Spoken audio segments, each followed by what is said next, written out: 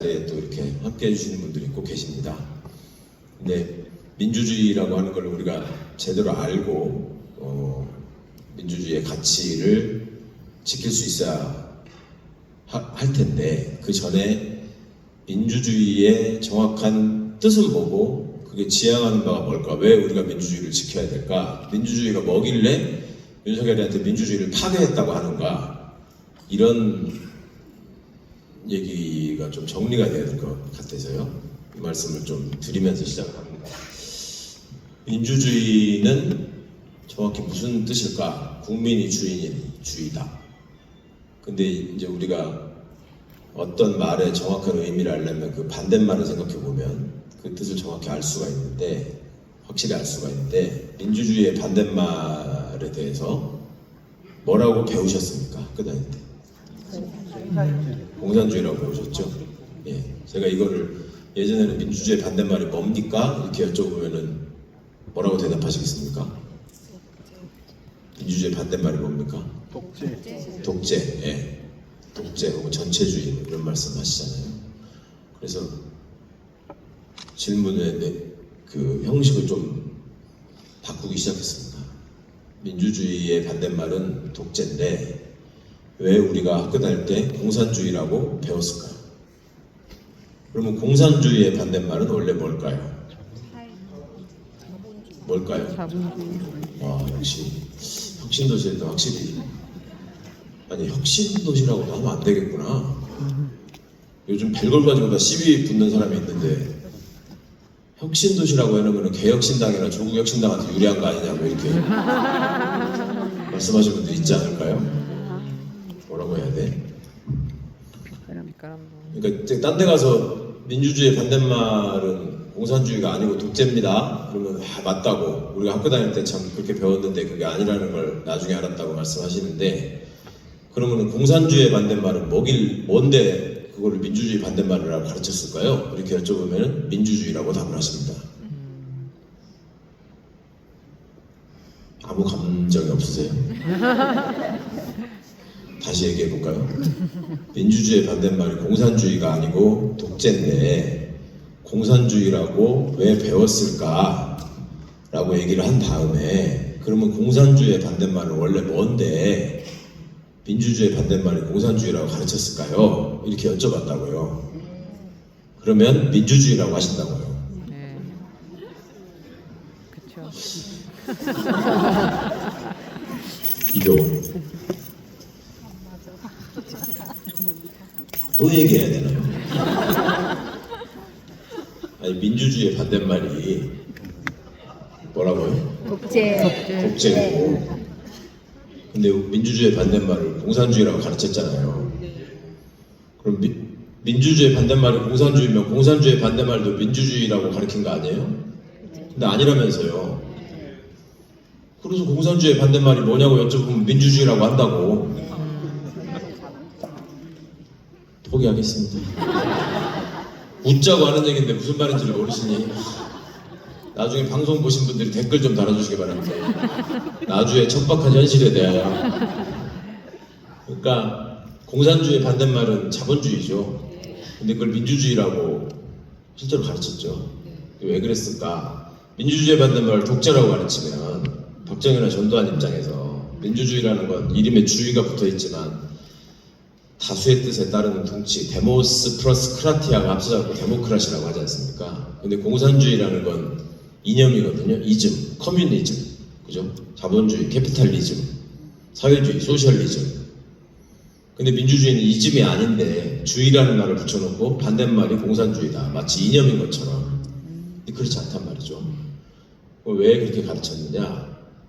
독재라고 가르쳐 놓으면 독재는 혼자서 지 맘대로 하는 거고 민주주의는 다수의 뜻을 따르는 건데, 박정희 전두환이가 다수의 뜻을 따른 적이 없단 말이에요. 소수 맘대로 한 거지. 그러니까 국민들이 그 개념을 제대로 가르쳐주면 야, 네가 무슨 민주주의야, 독재지, 이렇게 깨우칠까봐 반대말로 공산주의라고 가르쳐 놓으면, 그렇지, 김일성이가 공산주의고 박정희는 민주주의지, 김정일이가 공산주의고 전두환이는 민주주의지, 이렇게 되는 거죠. 그러니까 이게 사람들이 살기에 바빠서 그 생각을 잘 안 한다라고 하는 거를 기득권 지배 세력은 너무너무 잘 알고 있습니다. 옛날부터. 그래서 사람들은 생각하면서 살지 않고 사는 대로 생각한다. 생각하면서 살지 않으면 사는 대로 생각하게 된다라는 말씀을 꼭 기억해 주십사 하고 제가 온데 다니면서 이 주제로 말씀을 드릴 때 얘기를 하고 있습니다. 방금도 지금 느끼셨잖아요. 생각을 잘 안 해보시니까 민주주의 반대말이 공산주의가 아니라고 해놓고 공산주의 반대말이 뭐냐고 하면 민주주의라고 앞뒤다 그러면 최소한 반응이 있어야 되거든. 막 정적이 흐르잖아요.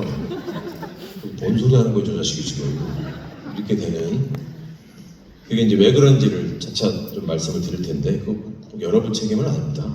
이게 이 인류의 어떤 공통적인 현상이기도 하고. 근데 민주주의하고 또 함께 쓰이는 말이 법치주의라고 있죠. 법치주의. 법치주의를 특히 이제 이 검사였던 것들이 정치를 하면 법치주의를 얘기를 많이 하거든요. 윤석열, 한동훈이가 법치주의 얘기를 많이 했죠. 그러면 법치주의라는 게 뭘까요? 법치주의도 정확히 그게 무슨 뜻인지를 알려면 반대말을 생각해 보시면 뚜렷해질 수 있는데 법치의 반대말은 뭘까요? 법치주의의 반대말. 이건 잘 안 들어보셨을 거예요. 학교에서 안 가르쳐 주거든. 법치주의의 반대말이 뭔지를. 왜냐면 가르쳐 주면 큰일 나거든요. 이걸. 그러니까 민주주의를 반대말을 공산주의라고 가르쳐야지 자기한테 유리하니까 그렇게 가르쳤다고 말씀드렸잖아요. 법치주의의 반대말. 무정부주의. 이렇게 생각하시는 분들이 계시죠. 법치주의 반대말 무정부주의 혹은 무법천지. 네? 방임주의. 예? 일치주의? 인치. 예. 그러니까 이제 법치의 반대말은 인치입니다. 인치.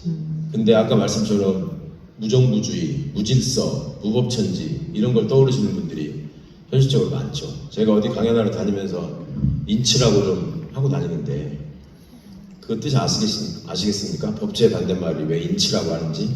그러니까 사람이 지 맘대로 하는 게 아니라 법에 정해진 것만 너는 할 수 있다. 네가 하고 싶어도.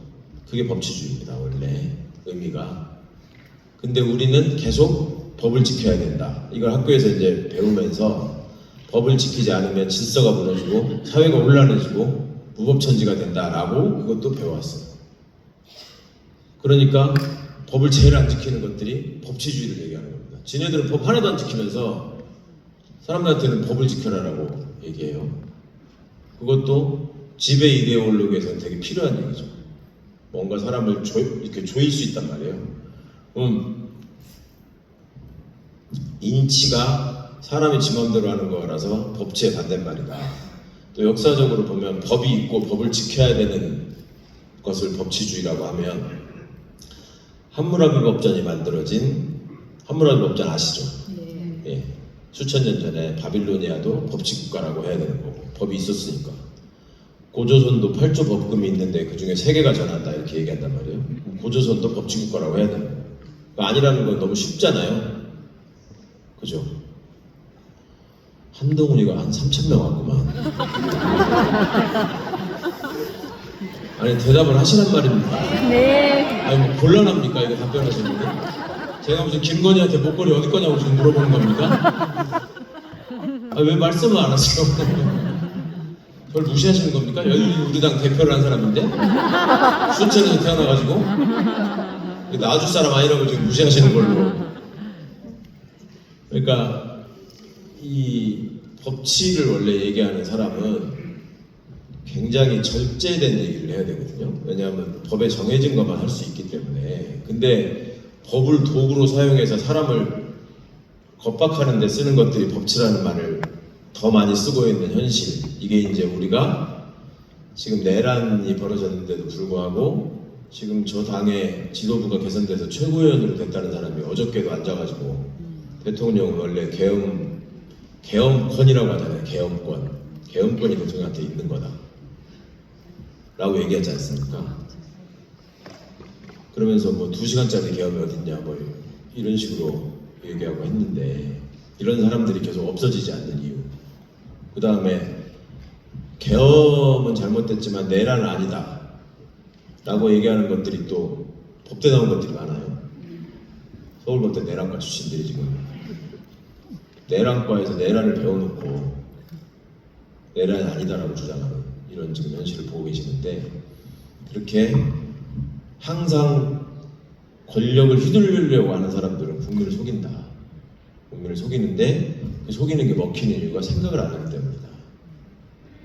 사는 대로 생각하기 때문에, 생각하면서 살지 않고 사는 대로 생각하기 때문에 그냥 그런가벼 하고 넘어간다 말씀이죠.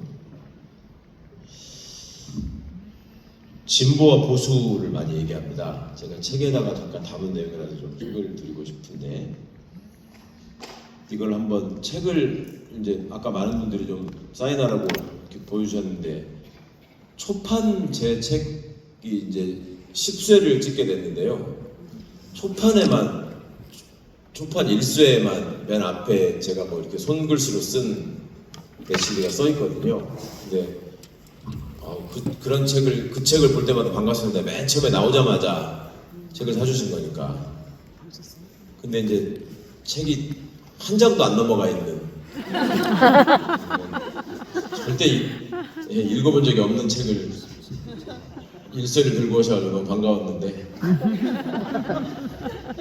그 책이 10쇄를 찍은 책이라고요. 한번 읽어보시기 바랍니다.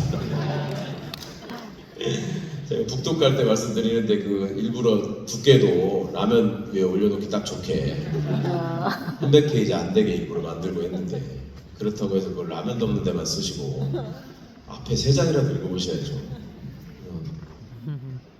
심지어 막 책 다 봤다고 하고 막 이렇게 하시는 분들이, 이제 읽어보신 분들이 옆에서 아이고 동생하고 책을 쓸 생각을 했냐 그러면, 동생도 있어요 막 이래요. 이제 읽어봤다고 막 그러시는데, 진보나 보수의 가치가 지금 상당히 왜곡되고 있고, 그거를 우리가 제대로 알지 못하고 남용하고 있다. 그리고 우리 세상에, 우리 사회에 왜 진보와 보수가 제대로 자리 잡지 못했을까, 이런 문제의식이 좀 있었는데요. 보시면 진보가 소중하게 생각하는 가치가 담긴 단어들: 인권, 정의, 해방, 관용, 미래, 참여, 연대, 변화, 혁신, 저항, 파격, 공정, 개방성, 투명성, 다양성. 마음에 드십니까? 혁신이라는 말이 있어요. 혁신도시 사시는 분들이 일단 진보라고 해야 되나요? 저기 요전에 순천 가가지고 그 도서관이 너무 좋더라고요. 도서관에서 강연하는데 바로 옆에 초등학교가 있는데, 좌야 초등학교야. 좌야. 이름이 학교에서 좌야 이렇게 써놓은 거야. 나경원이 오면 살 떨리겠더라고. 보수의 가치로 가족, 질서, 법, 역사, 전통, 권위, 규범, 도덕, 윤리, 자립, 근면, 절제, 책임, 품격, 안보, 애국심, 신. 뭔가 좀 느낌 오십니까? 왜 통일교는 국힘에 돈을 줬는가? 좀 뭐가 있잖아요, 여기 보시면. 그죠? 근데 보수는 아니에요. 보수인 척 행세하는 수구 꼴통들일 뿐이지. 그런데 보수인 척 하려고, 또 혹은 보수하고 이런 면에서 약간 맥락이 다 있긴 하죠. 그래서 이런 가치 같은 게 이제 함께 다 사회에 공존하면서 서로가 의미 있는 담론을 내세우면서 경쟁하는 게, 그게 제대로 된 민주주의인데, 왜 우리는 진보와 보수의 개념을 제대로 알지 못하고, 민주주의의 개념도 제대로 알지 못하고, 법치주의의 개념에 대해서는 제대로 설명들은 바도 없이 왜 이렇게 살아왔을까? 그 근본적인 이유에 대해서 백낙천 선생님은 분단체제 때문이다. 남북이 갈라져 있으니까 약간만 개혁적인, 약간만 진보적인 얘기를 해도 그걸 빨갱이로 몰아가지고 정치적 이득을 취하려고 하는 집단들이 대한민국의 재력과 권력을 독점하고 있었단 말이죠. 거기에 가장 큰 피해자가 김대중 대통령님 아니세요? 그러니까 김대중 대통령이 진보주의자라고 한 적이 한 번도 없어요. 근데 김대중 대통령을 진보 좌파다, 이재명 대통령도 그렇게 얘기하고, 그러니까 이재명 대통령이 나는 중도 보수고 원래 민주당이 지향하는 게 중도 보수다 이렇게 말씀하시니까 국힘이 또 경기를 했죠. 보수, 우리가 보수다. 어디가 보수요? 저기에 국힘에 해당되는 거 뭐 있는지 한번 보십시오. 신? 아니 특히 막 저기 책임, 품격, 안보, 애국심 여기 들어가면 막 진짜 열받지 않으세요? 어디에 품격이 있으며 아니 왜 얘네들은 그렇게 속옷만 입고 돌아다니는 걸 좋아해요? 그런 품격을 절제 막 이런 거 절제 하시는 김건희잖아. 묵묵히 앞으로 주어진 길을 가겠다. 절제 아닙니까? 도덕하면 또 도덕하면 최은순 아닙니까? 그래서 이게 제대로 된 우리가 민주주의를 지켜내기 위해서는 이런 가치들이 지향하는 바도 좀 아셔야 될 것 같고 보수가 아닌 것들이 보수라고 하는 거를 잘 식별하실 수 있어야 될 것 같다. 좀 하여튼 생각을 해야 된다. 이 사람들 아세요? 네. 진짜 아세요? 네. 저쪽 남자들은 누구예요? BTS. 여자들은? 네? 블랙핑크 아니라고 하신 분 있었는데 뭐라고 그러셨어요? 핑클? 말도 안 해. 몰랐어. 아니 블랙핑크 아니라고 하신 분 있었잖아요 아까. 알려주세요 뭐라고 하셨는지. 에스파. 에스파로. 심각하네요. 토끼소녀 아니에요? 토끼소녀? 토끼소녀가 2명이었다가 분화돼가지고 4명이 된 것 같은데. 저기는요? 흰 옷 입은 사람들 저쪽에 머리띠 뉴진스 이쪽은요? 청바지 네 르세라핌 지금 이제 저걸 보시면서 이게 뭔 일인가 싶으시는 표정으로 지금 앉아 계신 분들이 있습니다. 이거 넘어가서 이제 남진 나오나 조용필 이미자 이렇게 나와야지 마음을 편해지시는 분들 정이 그것도 아니면 이명웅이하고 김호중이를 띄워라 이런 분들이 계실 텐데 이게 이제 이분들을 이렇게 보여드린 이유가 그 정치인을 대하는 국민들의 기본적인 생각이나 모습이 연예인들을 소비하는 방식하고 되게 비슷하다 하는 생각을 늘 하거든요. 그러니까 정치인이나 연예인이 똑같이 인기를 갈구하고요. 그 다음에 그 인기가 순식간에 사라지는 경우도 많고요. 그 다음에 센터 본능이 있습니다. 어디서든지 가운데에서 주목을 받고 싶어하고. 왜냐면 사람들이 정치인이나 연예인들을 보면은 사진을 찍고 싶어하고 사인을 받고 싶어하고 뭐 이런 경향이 정치인들보다 연예인한테 더 있기는 하지만 정치인한테도 일부 있죠. 그러니까 그런저런 점들이 그리고 이제 자기 그 인기를 위해서 여러 가지 그 이슈를 자꾸 만들어내고 그리고 기사에 자기 이름이 안 나오면 불안해하고 그런 증세들이 좀 있습니다.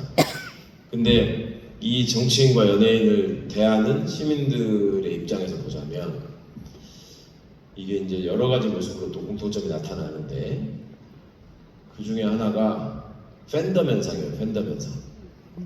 팬덤 현상이라는 게 뭐냐? 이번에 국힘 전당대회를 하면서 전환기를 품는 자가 대표가 될 것이다. 보셨잖아요. 그럼 막 이제 좋아가지고 자기 또 유튜브 방송하느라고 전환기를 품는 자가 대표가 되지 않았습니까? 전환기를 품는 자가 대표도 되고 대구시장도 되고 국회의원도 되고 대통령이 될 것입니다. 막 하잖아요. 그러면 전환길이라는 사람을 되게 좋아하고 지지하고 추종하는 분들이 있어요. 그러니까 막 거기 서가지고 막 이러잖아요. 이게 전환길이 나름의 팬덤이 있다라고 생각하는 것 같고 그 팬덤을 만들기 위해서 또 정치인들이 또 애를 많이 쓰죠. 주제 넘게 그러니까 뭐 하다가다가 안 되면 막 이런 거 들고 얼굴 지가 미는 놈도 있고 아 이것도 무슨 말인지 모르시는구나. 세상 일에 관심을 좀 가지시기 바랍니다. 제발. 그래서 그런 일들을 하는데 이번에 국힘의 전당대회를 보고 한겨레 성환용이라는 분이 이런 칼럼을 썼어요. 최근에 읽어드리겠습니다. 거시적 관점에서 이번 전당대회 결과는 팬덤 정치가 마침내 국민의힘을 집어삼킨 사건으로 해석할 수 있다. 팬덤 정치가 팬덤 정치는 세 가지 특징이 있다. 첫째, 정치의 주도권을 정치인이 아니라 팬덤이 쥔다. 전환기를 품는 자가 당대표가 될 것이다. 이 말입니다. 맞습니까? 예. 둘째, 증오와 분노를 에너지원으로 타자화와 갈라치기를 끊임없이 반복한다. 그러니까 한동훈이는 중국 사람이다. 아니 저기서 그 사람들 뭐 얘기했어요. 트럼프가 항공모함을 타고 와서 윤석열을 구해낼 것이다. 이재명 대통령은 미국에 가면 체포될 것이다. 실제로 얘기를 했단 말입니다. 다시 읽어드릴게요. 증오와 분노를 에너지원으로 타자화와 갈라치기를 끊임없이 반복한다. 자기네끼리 거기 전환기 씨가 소리 지르고 이러는 와중에 거기 아파가지고 또 그 쌈 붙는 사람들 보셨죠? 내가 지금 20년, 30년째 당원인데 너 입당한 지 얼마 됐다고 여기 와서 지금 이렇게 하냐고 하죠. 그리고 그 전에 이 사람들 전당대회 할 때도 서로 막 멱살 잡고 나뒷거리면서 싸우고 막 그랬습니다. 자, 셋째, 외부의 적보다 내부의 적을 더 미워한다. 저기 그렇게 됐죠?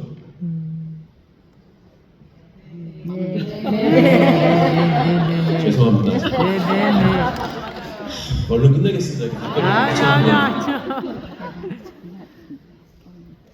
그런데 이게 지금 세 가지 특징이 국힘에서 지금 이번에 전당대회를 통해서 벌어졌다라고 하는데 한편이 좀 찜찜하지 않으십니까? 국힘만 일어나요? 아니죠.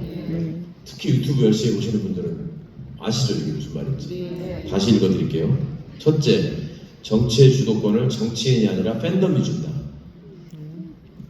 정치인이 뭐라고 얘기를 하면은 저놈 수박이다, 저거 죽여라. 그래서 이렇게 하시면 안 됩니다라고 얘기하면 네가 나를 가르쳐? 선비질이다. 이런 거 있죠 지금.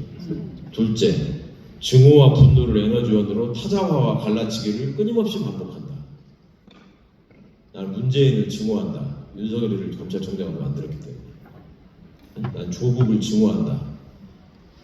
윤석열이가 검찰총장이 되는데 책임을 다하지 않았기 때문에. 나는 최강욱을 증오한다. 저놈이 윤석열 인사검증을 제대로 안 했기 때문에.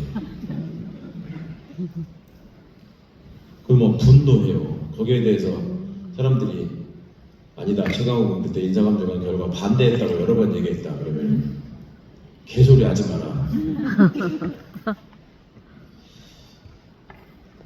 타자화와 갈라치기를 끊임없이 반복한다. 그래서 그렇게 하시면 안 된다. 우리가 그것 때문에 노무현 대통령을 잃었다라고 말씀하시면 우리가 바른 말을 하는데 자꾸 그런 식으로 끌어다 대는 게 갈라치기다. 왜 그게 갈라치기입니까? 라고 얘기를 하냐면은 아니 이재명 대통령의 시대에는 이재명밖에 없다. 나는 이재명 대통령이 너무 좋고 사랑하고 이재명을 지켜야 되는데 왜 자꾸 문재인 대통령이 나와서 얘기하고 거기다가 좋아요를 왜 누르냐. 그런 거 못 보셨어요? 한 번도? 그런 분들이 지금 상당히 많이 있습니다. 이재명의 시대에. 제가 얼마 전에 이번에 사면복권된 백원 의원이나 우리 민정수석 식구들이랑 저기 평산마을에 가가지고 문 대통령 뵙고 영화 보고 오고 이런 거 보셨죠? 그랬더니 엄청나게 사람들이 욕을 한다고 그거를 또 저 욕하는 것만 찾아가지고 저한테 보내주는 사람들이 있어요. 그래가지고 대통령은 잠도 제대로 못 주무시고 일본, 미국을 다니느라 그렇게 바쁜데 얘네들은 거기 모여 앉아가지고 영화 보는 거냐 지금. 어떻게 받아들여야 될지 그냥 이해하기는 쉽지 않죠. 근데 이 팬덤 정치라는 특징에 비춰보면 이해가 가시죠. 그래서 세 번째, 외부의 적보다 내부의 적을 더 미워한다. 외부의 적보다. 이제 앞으로 여기 우리 민주당 후보가 되시려고 나주 시장 입지를 하신 분들 이제 경선하시겠죠? 거의 왼수가 되죠, 이제 그거 하고 나면. 그 지역이 작을수록 사실은 친인척으로 연결돼서 다 원래 알고 지내는 분들 많거든요. 왼수가 되고 외부의 적보다 내부의 적이 더 미워. 그리고 그 다음에 떨어지고 나면 저놈이 경선에서 나를 이겨가지고 됐으니까 제가 되면 안 되니까 나는 차라리 국힘이나 무소속 후보를 지원하겠다. 이런 경우 많습니다. 그죠? 네. 그러면서 나는 민주당 당원이고 당원 동지들이 힘을 합쳐가지고 이재명 정부의 성공을 위해서 노력을 해야 되고 나는 민주주의를 지키는 사람이다라고 스스로 자부하세요. 그러니까 이게 이렇게 갈 수밖에 없는 것인가, 이렇게 해야만 하는가를 민주주의를 지키기 위해서, 또 건강한 지방정부를 만들기 위해서 한 번쯤 생각해 보셔야 되지 않을까 하는 마음이 드는 거죠. 그리고 우리는 어떤 기준으로 누군가를 지지하고 팬이 되는가, 이것도 좀 한번 생각해 보실 필요가 있지 않을까. 그러니까 이제 사실은 이게 사람들이 기본적으로 갖고 있는 속성이라서 이게 없어질 수는 없습니다. 이건 자연 법칙 같은 거거든요. 그러니까 이런 증세가 있기 때문에 그 한학자 씨 요새 텔레비전 나오는 거 혹시 보셨습니까? 왕관이랑 쓰고 망토 입고 뭐 이런 거 하나 들고 지팡이 같은 거 들고 딱 앉아가지고 내가 이 나라에 뭐 하늘이 임했음을 선포하노라 막 이렇게 하시잖아요. 거기 막 감동할 버리잖아. 그거 비슷한 거죠. 기본적인 심리적 바탕은 신천지 이만희 씨가 신천지 그 행사에 등장하시는 장면들 영상 찾아보시면 나오거든요. 보신 분 있으십니까? 네. 이런 장소에요. 저쪽에서 문이 열리고 문이 열리네요. 부대가 들어오죠. 한눈에 난 교주님인 걸 알았죠. 흰 옷 입고 영감님이 천천히 걸어오세요. 자세히 보시면 바닥에 쫙 선녀 옷 입은 사람들이 앉아가지고 이렇게 하고 있고 나팔 불고 따라오는 사람도 있고 군인들 의장대가 뭐 칼 들고 이거 딱 하는 거 있잖아요. 그런 것도 하고 꼭 찾아보십시오. 꼭 찾아보십시오. 네. 제가 여기서 일일이 다 틀어드릴 수는 없으니까 그런 일들이 왜 벌어질까? 또 그분들이 그냥 있는 게 아니라 또 적극적으로 행동하시잖아요. 그래서 그분들이 원하는 걸 이루잖아요. 이번에 홍준표 씨가 얘기했죠. 자기가 대통령 후보 경선할 때 윤석열하고 할 때 신천지하고 통일교가 개입해가지고 엎어졌다라고 얘기하잖아요. 그 사람이 그 당 대표였던 사람입니다. 대통령 후보도 했었고 자기들은 다 알아요. 그거를 아는데 아니라고 자꾸 우기고 싶은 거지. 근데 왜 그렇게 할까? 지네들 당원 수준도 비슷하다는 걸 알거든. 그러니까 그냥 아무 얘기나 하고 해도 그냥 깃발 하나 들고 선동하면 그대로 따라온다. 왜냐하면 생각을 해보면 그 당을 지지할 수가 없어요. 생각할 수 있는 능력이 있으면. 그렇지 않습니까? 예전에 천정배 장관이라고 우리 저기 한때 진짜 촉망받았던 정치인 있잖아요. 천정배 장관이 목포가 나온 3대 천재라고 하면서 김대중, 천정배, 세 번째는 자기. 뭘 이렇게 3대 뭐 하면 항상 세 번째 사람은 없어요. 지가 들어가야 되니까. 그 천정배 의원이 그 말씀 하셨다고. 사람으로 태어나서 어떻게 한나라당을 지지할 수가 있냐. 근데 우리도 조금만 생각을 해보시면 진짜 거기 지지하기가 힘든 당이에요. 근데 그렇게 많잖아요. 대통령 선거하면 40% 넘는 사람들이 표를 찍지 않습니까? 우리가 5,200만 정도 지금 인구가 돼 있다고 하는데 그러면 2,000만이 넘는 사람이 지금도 여전히 윤석열, 김문수를 지지한다는 거거든요. 2,000만이라는 게 웬만한 나라 인구가 그만큼 안 되는 나라가 훨씬 많아요. 근데 그런 사람들이랑 같이 살면서 민주주의의 발전을 얘기해야 되는 거란 말이죠, 우리가. 그러니까 이게 얼마나 어려운 일인가. 근데 이게 없어질까? 연예인들 사이에서도 지금 제가 뉴진스와 르세라핌을 함께 보여드리는 이유가 있는데 이게 같은 소속사였잖아요. 그거 모르십니까? 하이브라고 들어보셨어요? 하이브. 뭔가 외계어라고 느끼시는 어르신들이 좀 계시는데 그런 게 있습니다. 하이브라는 게. 근데 저 두 팀이 회사 내에 라이벌처럼 돼 있잖아요. 옛날에 대표적으로 인기인들이 있으면 예를 들면 남진, 나훈아 이런 라이벌 시대. 그다음에 팬들이 막 싸웠단 말이에요. 서로 누가 낫다. 그 다음에 본격적으로 이게 아이돌 시대가 된 게 뭐 H.O.T, 잭스키스 이런 거 얘기하는데 당시에 H.O.T 팬들하고 잭스키스 팬들이 싸운 거는 유명한 일이었습니다. 근데 그거를 한 발짝만 떨어져서 이렇게 보는 사람은 아니 그냥 히트곡 알면 되는 거지 저게 저렇게 싸울 일이야 이렇게 생각을 하단 말이에요. 근데 그 양 진영은 엄청 치열하고 엄청 중요하고 엄청 진지했어요. 지금 당 내에서 벌어지는 일들이 그 비슷하죠. 한 발짝만 떨어져서 저거 왜 저러고 있는 거예요 지금. 저게 지금 가요의 인기를 높이고 우리나라 대중예술을 발전시키는데 좋은 일이야? 뭐 아닌 것 같거든. 근데도 그냥 막 싸워. 그러고 나서 또 특징이 뭐냐면 한 2, 3년만 지나면 또 정신 차립니다. 내가 왜 그랬을까? 외우들이 비슷하거든요. 그리고 어떤 그 팀들을 자기가 좋아해서 팬이 돼가지고 응원을 하면은요, 그 팀 소속원들을 다 좋아하느냐? 그것도 아니에요. 나는 방탄소년단의 RM이 좋아. 나는 정국이 좋아. 나는 뷔가 좋아. 이런 게 다 있거든요. 그러면 이게 이제 증세가 심해지면 정국이 나는 좋은데 그래미상을 받을 때 정국이 꽃다발을 받는데 옆에서 뷔가 웃지 않았어. 우리 정국 오빠가 받는 게 싫다. 그러면서 뷔 얼굴만 딱 뜯어내가지고 웃지 않는 뷔. 이것이 상징하는 바는 무엇인가? 그러면 댓글로 막 뷔는 원래 저런 놈이었다. 정국에 대한 열등감이 있다. 그래서 때려잡아야 된다. 이런 식으로 간단 말이죠. 거의 비슷하죠. 그죠? 정청래, 박찬대가 당대표 경선을 했어. 누가 봐도 둘 다 대통령과 가까운 사람이야. 자기 편의에 따라서 적의 대표 되면은 대통령을 등지고 발목을 잡을 것이다. 막 그러고 싸워요.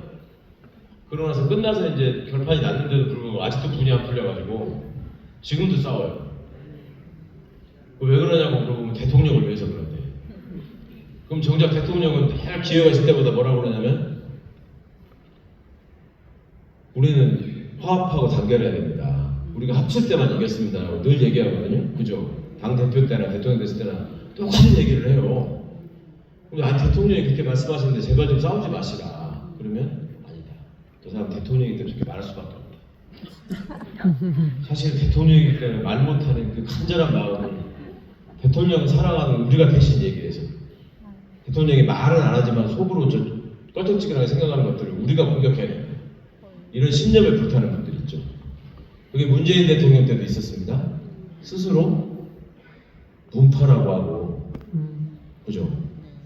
그러면서 그때 누구를 공격했는지 아십니까?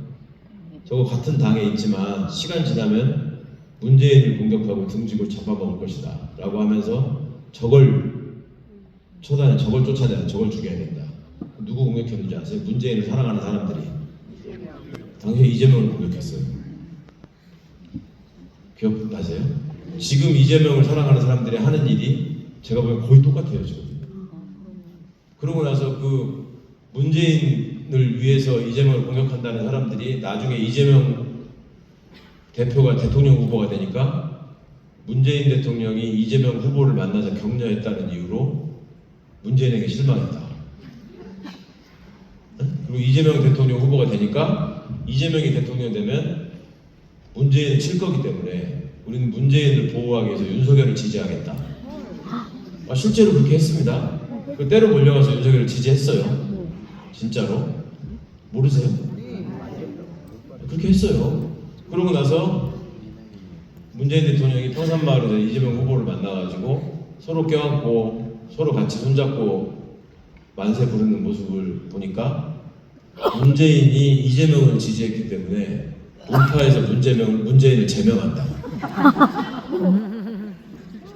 웃자고 하는 얘기 같으시죠? 진짜로 그랬습니다. 진짜로.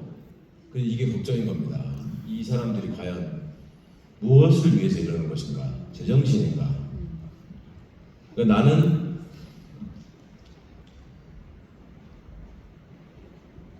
전국을 사랑하기 때문에 BTS에서 전국을 제명한다. 어? 길게 말씀드리면 또